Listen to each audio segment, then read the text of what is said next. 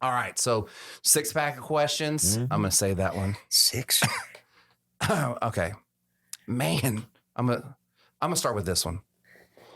Excuse me. What is the most memorable meal you've ever had? Because I'm pretty sure you've probably had some killer meals. Yeah, the most memorable one I had is when I was in jail.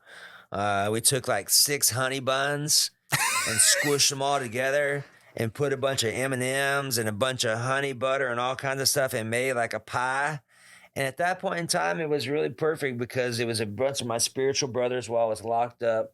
So there was a lot of significance to be able to take a shitty situation and turn it into a really good one and realize that even though I was in a shitty situation, it was one of the best situations for me to be able to transmute. So I think that was one of my more, it was really good too. It was memorable. It was just thick. Is it called something? Do they call it, or is it just something? Jailhouse pie, I guess. Well, you never know. Like, there's all those like little nuances of that things that they do, and it's called like certain things. I thought, Yeah. And I'm assuming you couldn't afford all those honey buns by yourself, so everybody had to give honey buns. Pitched in. Everybody had to pitch in. Yep. Look at that. Ooh, that's a good one. What vice would you indulge in if it had no negative side effects? What advice would I indulge? Like one time or all the time? We'll say for this question we'll say all the time. If it had no negative side effects? What's your one vice that you would? Negative side effects physically or spiritually, or just in general? We'll go in general. Man, I love drugs, man. I do. I love ecstasy. Speed was amazing, but speed's the devil's drug. But those things, in my opinion, I got not now at this moment where I'm at my journey, because spiritually it's out of alignment with who I be. But I can just honestly say, if there was no negative repercussions of those are amazing. Like even ketamine, like I've done a couple ketamine treatments here recently that have been fucking profound. Do you use mushrooms? Yeah, regularly? I love them. Do you use marijuana regularly? Yeah, sometimes. But you're more in with the mushrooms? Yeah, but if I do, it's very small amounts. Like microdosing and stuff like that? Yeah. That's what I thought. Which is more important, intelligence or common sense? Fuck. What's the definition of intelligence? We'll just say, like book smart or street smart. Because I know some stupid motherfuckers that are intelligent. Yeah. You know so what I mean? let's say book smart or street smarts. What do you Street smarts. Do you think that's what you got you to here? Yeah. But there's something about the learning process of street smarts versus the learning process of like intelligence or like book smarts. You gotta be able to transmute it. I think the street smarts what helps me to get past all the jib jab shit from people. And because you learn to read bullshit. Yeah. And then being able to get clear on like what intelligence is intelligent to invest my time in that will be worthy of the time investment with the outcome that I'm committed to creating. Like, what intelligence do I need to do that? Because, common sense ain't so common. That's a very not common sense, because some people are just stupid. And it's unfortunate, but there's a lot of stupid people, but they've been bred that way, which kind of makes it like we're the only fucking idiot. I can't say certain people in our experience, we're the only civilization, unless there's other slave civilization, which I'm sure there are, where they want the next generation to be stupider than the first. Like, you know what I'm saying? Odd. That's all changing now, but well, you can't control people if they're not dumb. That's right. All right. So, okay. What was the last thing you cried about? Man, I cried a couple of days ago. Usually it happens when I'm by, it doesn't matter if I'm by myself. It just depends on when I'm connecting with God and something happens or something comes through and it's real strong. Like gratitude? Yeah, there's definitely no holding that back. And it's not a cry for like a negative cry or like no. It's more like an appreciation, and I'm fucking glad we're here. At least glad we made it to this point. We'll see what happens next.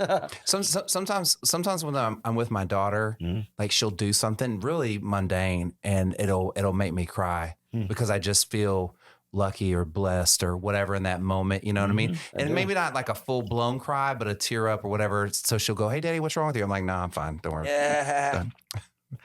Okay. So I feel like this might, I don't know if you have it. I don't know if you have this. So what is one fear you would like to conquer? Because I feel like you probably have conquered a lot of your fears. Heights. Really? Yo, check this out, dude. So I have well, rewind. So I was at one of my coach's house at the time. I traded one of my coaches for my $40,000 chopper for 4 months of coaching. I was like, well, I needed the money. And I was like, well, I'm not going to sell it. I could get like $6,000 for it. That's a waste of money. So I'm sure I could find someone to trade some wisdom and get a better outcome. So I did. Traded a $40,000 custom motorcycle that I have for 4 months coaching. One of the great investments I've ever done. Did you never regretted that once, I bet. No. Yeah. No. And you were getting rid of something that you weren't going to need for your future self, I bet. Bro, that bike, I traded my 65 Mustang for that my dad and I built when I was 15. When I was 30, I traded it for my bike. I must have drew that motorcycle 1,000 times while I was in jail. Check this out. I got out of jail. Year after I got out of jail, I told my dad, I'm like, hey, man, I'm ready to get a bike. And I think I'm going to trade my car. You good with that? He said, yeah, I'm fine with that. So I go on eBay and I see this bike sticks out like a sore thumb. Dude had like 400 miles on it. It's a $40,000 chopper. The guy had back surgeries, couldn't ride it, nothing. It's pristine. So I'm like, I don't want to pay $40,000, but maybe he'll trade me up. So just straight up, we just did a straight trade. So I get the bike back to my house. 2 weeks it's in my garage. I'm just kind of going outside and playing around and cleaning it up. And I start looking at it and I'm like, this thing looks really familiar. I started really analyzing it. I started going back to all the bikes I drew. And I mean, I had this thing perfected, amount of time I had in jail drawing. So on my drawings, I had a certain paint. Exactly. I had a tail that I had never seen this done before on a bike, only in my imagination. The tail was spiked off. Check. Then it gets really interesting. This is how I know it was a God thing. And a law of attraction thing, because I drew it and felt it and consistently imagined myself riding down the road. And for a long time, I've had this fantasy, and it just comes true because we're creating beings. So I'm looking at the seat, and the seat has a stitched in scorpion on the seat. I'm a Scorpio. Wow. Like, you know what I'm saying? I Yeah. could not have, and the pipes were cut off, but here's where it gets interesting too. So when I traded my bike for my coach, I had my coach come out to my house and he's looking at it. He goes, I'm a Scorpio. I'll take it. So it's perfect. It's just, it's amazing how all these things lined up. It is a very sentimental, all of it. Me and my dad built that car for 10 years. And on top of trading it for a custom chopper and then realizing I could go and create the money again, I just needed the wisdom to do it. So it really got me into a whole nother bracket of people. So it was it was well worth it for sure. I'm not sure what our OG question was, but it was the question was, what was the one fear you'd like to conquer? So fear of heights. So back to this question. So it's got me onto that one. I think that's important information though. So my coach's house. We're at his house and like this whole room was cleared out. We had an Oculus on. Okay. So he's like, all right, come here. So they're playing this game and I'm watching them. And I'm like, he goes, all right, Brian, hop up. I'm like, okay. So I put the thing on. This game's called Richie's Plank Experience. Okay. Okay. I put the goggles on. He says, all right, turn around and go to the elevator and push the button and go up. So, all right. So I turn around and do. And I go push the little button. All of a sudden I hear this ding, like the door shut for an elevator. And I just starts playing this music. And I hear this ding. And all of a sudden I hear open up and I hear this. And I hear this. I hear these horns way off in the distance. So he says, all right, turn around. So I turn around. And I see, like 6 foot away from me, the elevator doors open, and I see this plank out there. Dude, I legitimately, my body was shaking so hard. I was like, dude, it's fake. Yeah. I pull it up. I'm like, it's fake. It's fake. It's fake. Yeah. I was baffled, amused, and freaked the fuck out all at the same time. Mm-hmm. Okay. To think that knowing it was fake, like I legitimately straight up knew I was on the ground and still my mind was playing tricks on me, which tells me I'm like, look, this is powerful stuff because this stuff can be hijacked. Right. So that experience was profound enough for me to buy that game and to make myself play it again just to do it one time.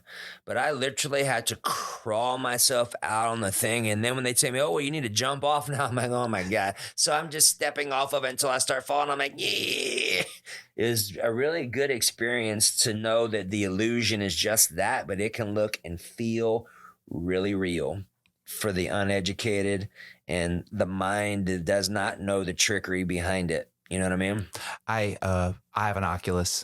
I'm afraid of heights. I played a game in which like I had to go out on a ledge or something. And like I'm here in my garage. And like I remember just being like so scared, like just like moving and like just sweating and stuff like that. I was like, this is nuts. Like this is even real. You know, like you said, like you just pull it off. You're like, I'm in the garage. It's not like, you know. It's crazy. It's worth it. I think that if you just do that, just to condition yourself, it's useful stuff. Make sure. Okay. I think, this is the last one, but I think this will be, what is your single most proudest accomplishment? You gotta pick one, because I'm pretty sure you probably have a bunch because you've worked so hard on yourself. But what's your single most proudest accomplishment? That's a good question. I mean, the thing that comes after me is just my single most greatest accomplishment is who I am right now. Right? Like, fuck, from where I've come from what I've experienced, almost killing myself 12 times, doing crazy amounts of drugs, like being in jail. Like, I mean, I got all the hats, dude. I did my best to get out of here. The fact that I'm even here and the mind state that I'm in, and then being able to turn around and serve other people to do their version of it, that's my greatest accomplishment, is being alive. And by the grace of God, I am alive because I did my best to get out of here, man. Many times. Like I have 12 memorable experiences of almost killing myself from intravenous drug issues to like, fuck, all of it. Did that person ever think that you could get here? Did this seem impossible at the time when you were looking at change? And then you get here and you go, man, like, I'm so grateful to be here. All these other people that feel defeated or they feel like they can't get here, it's totally possible because I did. Yeah, I'm not even sure where here is. Fair. To be honest with you, you know what I mean? I mean, I'm just telling you that I am content and happy and loving me in here, which is, I think that is one of the biggest challenges for people nowadays, is to be able to authentically love being here in their home, in their vehicle, with the body they're proud of, that's doing what they like to do, that's a shining example of what's possible. Most people don't ever accomplish that. Why do you think it's so hard for them? I mean, I have an idea, but I'm curious. Loving themselves, number one. That's the biggest thing. And I mean, a lot of times people that's the biggest one, is if someone does not love themselves, you're already out of the game. Like, you're fucking living on the sideline of your own life.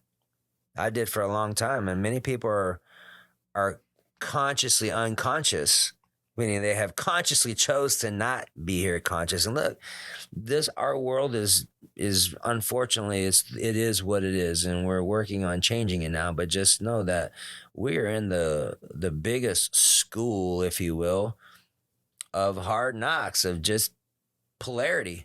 You know, like we have all of it here. And the value of that is if you can use that information to get clear on what you like and to help you refine your choices faster and bring your feelings into congruent alignment with that, you really can experience your heaven on earth. In a lot of ways, that's how I feel I am in certain areas. There's other ways I still get to improve on it, but my outcome is experiencing my heaven on earth here and now. That's what's available for us. And this is really what we are anchoring in for those that are spiritually in the game and spiritually aware of what's going on. This is what our job is here. And I have no idea if I've been here before. I have no idea if I'm from here, if I'm from somewhere else. I don't have any experiences of aliens coming to talk to me, but there's definitely things going on that I have a feeling that we're going to find out here sooner or later, like what's really going on, you know? For sure. Brian, thank you so much. Yeah, bro.